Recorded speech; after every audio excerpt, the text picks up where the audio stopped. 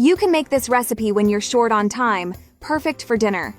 To start this recipe, I'm going to use 170 grams of tuna. I'm sure you've never seen a recipe like this. I'm going to use a tomato and cut it into slices. Then I'm going to cut it into small pieces like this. Once that's done, let's move on to the next stage of our recipe. In a bowl, I'll put 2 eggs. I'll beat them very well. Then I'll add a chopped onion, the tomato we chopped earlier, the tuna we took out of the can. Add parsley to taste, 100 grams of mozzarella cheese. Finally, 2 tablespoons of wheat flour, and I'll mix everything together very well. Once you've made this recipe, you'll want to make it again and again, because it's easy to make and it's really delicious.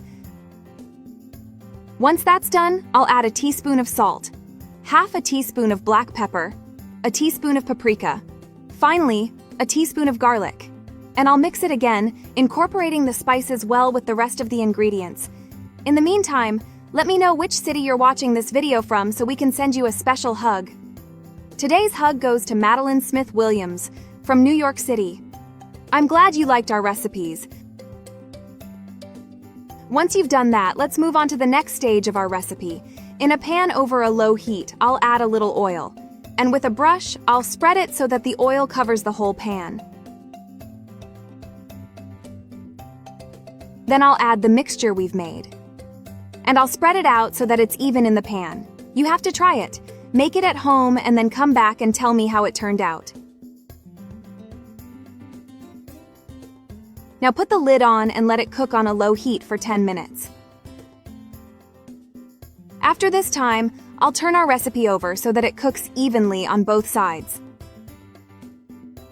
In the pan, I'll add a little more oil. I'll add our recipe.